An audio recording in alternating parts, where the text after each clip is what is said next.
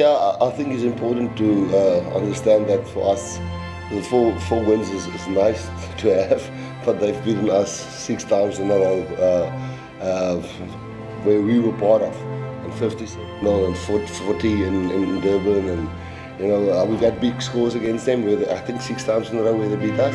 So there's nothing to brag about. They've done worse to us, but it feels good.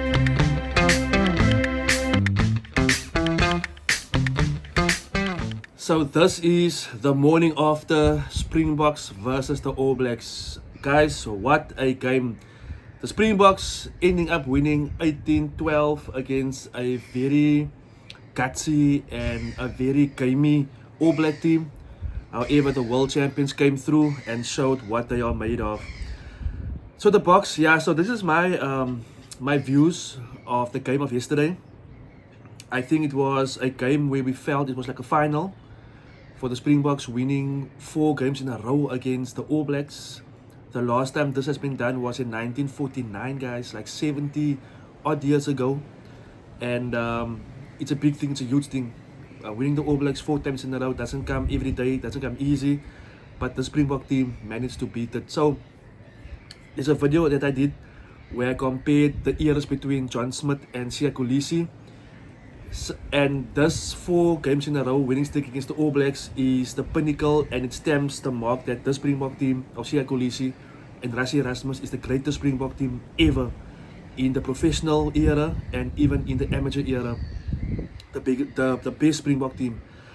So the Boks went on to win 18-12 against the All Blacks. It's very rare where you see the All Blacks not scoring a try.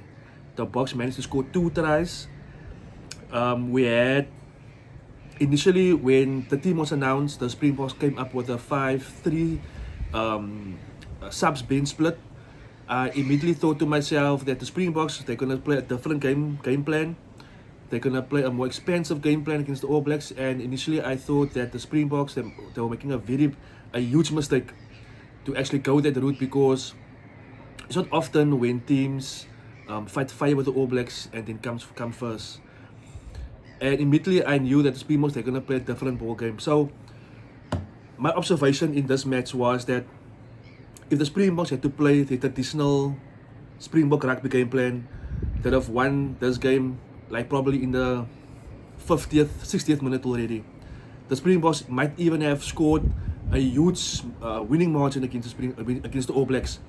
The Springboks might have even have beaten the All Blacks by a record score, I believe, if they had to stick with a traditional Springbok style of play. However, we saw the Springboks playing a game style or a game plan of being expensive. They were passing the ball around in their own half. The Springboks didn't kick the ball out. They were more attack minded. And to me, as a viewer watching on TV, it felt very frustrating to see the Springboks do that, because the All Blacks that actually kept the All Blacks in the game. Because then we had the Springboks making silly errors, knock-ons in their own half, giving away penalties at the breakdown in their own half, and that kept the All Blacks in the game. I felt that if the Springboks had to go back to the traditional style of play, they'd have closed that game out like like long time ago, early in the match already. But this is where I give Rassie Erasmus and his coaching staff credit. This is where I can see that he's trying to incorporate Tony Brown's philosophy and game plan. And I think this is a part of the Springboks evolution. It's a spot where the Springboks once again prove to the whole world that they don't have to go to their normal traditional style of play. Once again, they prove to the whole world that they can win games without going to a 6-2 split or even a 7-1 split. Where they prove to the world that the Boks, they do have the backline, and they do have the players, and they do have the mentality to take on the best rugby teams in the world when it comes to attacking play. But I thought the Boks, they did well in a way. It wasn't the best game the Boks played, but coming off winning the All Blacks, I think that's a huge feat, and it's something for Springbok fans to be proud of. And after the game, I went through X and I just read the comments there, and many New Zealanders, they are blaming basically the All Blacks for losing the game. They're not giving the Boks credit for actually winning the game, and it's a shame that they can't recognize that the Springboks are just outsmarting the All Blacks at the moment. obviously that both teams are in a different stage of their evolution. I feel the Boks, they are, I would say, close to the peak of their abilities. I would hope to see that in the next World Cup in Australia, the Boks will be at the peak and they win their 4th Rugby World Cup in a row. But I think New Zealand, they are now at the bottom of the up curve. One player I actually liked from the All Blacks was Wallace Satiti. I think the way he carried the ball, the way he played in general was excellent. 22-year-old. So I think that there is someone the All Blacks can look forward to become influential in the game.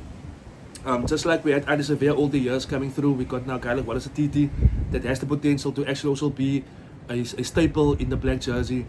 I also think that the moving of Walt Jordan to fullback, bringing in Sevoris, that didn't work. I don't know why they have Bowden Barrett on the bench. Why don't you play Bowden Barrett at fullback and you play Walt Jordan as wing with Talia on the other wing? Why didn't they do that? But hey, that's the All Blacks for you. But I think in general, the Boks, they played well. I also saw a comment on X where someone mentioned that the guy said that finally Bok fans can see the limitations of Andre Pollard because of the emergence of Sasa Mngomezulu. Yeah, that's a very controversial comment from my side. I think that Andre Pollard must always be given his respect. The guy has won 2 World Cups for the Springboks. And we don't need to compare Sasa with Andre Pollard. Those two guys working in tandem can carry the Boks forward until the next World Cup and just provide us with options, you know. No competitions needed between those two players. But guys, I feel tough. It's a good Sunday morning to realize that the Springboks, they actually beat the All Blacks 4 games in a row. And now we look forward to Argentina. Guys, Argentina winning the Wallabies 67-27. That was a wild game. I think those Pumas, they are here to play, and I think the Boks, they have to grant the Argentinians the needed respect, because the Boks is gonna look at Argentina just being another team there. They're gonna lose that game in Argentina. So guys, yeah, let me hear from you guys in the comments. What do you think of the game? Are you guys chuffed? Is there any All Black supporters? I want to hear from you guys. And guys, yeah, thank you for watching this video, and I'll catch you guys on my next video.